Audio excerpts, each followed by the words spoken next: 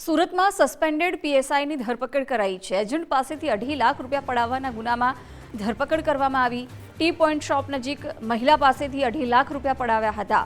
Maharashtra cyber crime વિભાગમાં ફરજ બજાવતો હતો રણજીત કાસલેની ગેરવર્તણૂકને કારણે સસ્પેન્ડ કરવામાં આવ્યો હતો। એન્કાઉન્ટર કરવાની મહિલાને ધમકી આપતો હતો। ગભરાયેલી મહિલાએ 2.5 લાખ રૂપિયા આપી દીધા હતા।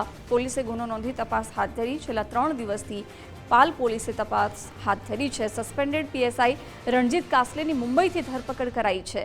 આરોપીને કોર્ટમાં રજૂ કરી રિમાન્ડ મેળવવાની તજવીજ હાથ ધરાઈ છે।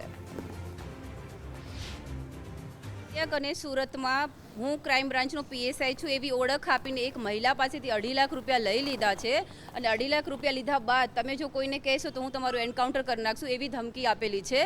ત્યારબાદ અમારી પોલીસની ટીમ એની પાછળ 3 દિવસ સીસીટીવી અને ટેકનિકલ સોર્સના આધારે મુંબઈથી પકડી લાવેલી છે।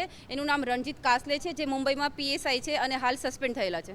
મહારાષ્ટ્ર સાયબર ક્રાઇમમાં પીએસઆઈ તરીકેની ફરજ બજાવી ચૂકેલા શખ્સની સુરતની પાલ પોલીસ દ્વારા ધરપકડ કરવામાં આવી છે। જે શખ્સ દ્વારા સુરતમાં એક મહિલા પાસેથી રૂપિયા 2.5 લાખ પડાવી લીધા હોવાનો આરોપ છે। પાલ વિસ્તારમાં આવેલી જે ટી પોસ્ટ નામની જે શોપ છે ત્યાં આ પીએસઆઈ શખ્સ છે તે આવી ચડ્યો હતો અને મહિલાને ક્રાઇમ બ્રાન્ચના અધિકારી તરીકેની ઓળખ આપી હતી। વિજય કાસલે નામનો આ શખ્સ છે કે જ્યાં મહારાષ્ટ્ર સાયબર ક્રાઇમમાં અગાઉ પીએસઆઈ તરીકેની ફરજ બજાવતો હતો, પરંતુ સરકાર વિરુદ્ધ એને આ આંદોલન કર્યું હતું અને રસ્તા પર ઉતર્યો હતો અને ત્યારબાદ તેની આ ગેરવર્તણૂકના કારણે જે સસ્પેન્ડ છે તે કરવામાં આવ્યો હતો।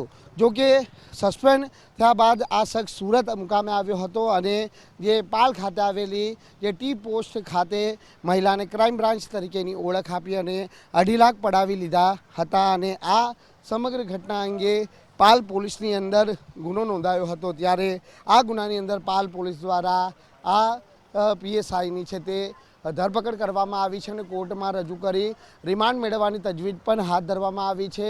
આ રીતે પોલીસ અધિકારી તરીકેની ઓળખ આપી અન્ય લોકો પાસેથી પણ રૂપિયા પડાવ્યા છે કે કેમ તેની વધુ તપાસ પાલ પોલીસ દ્વારા શરૂ કરવામાં આવી છે। કેમેરામેન દેવાંગ રાણા સાથે રાકેશ બ્રહ્મભટ્ટ, ગુજરાત ફર્સ્ટ, સુરત।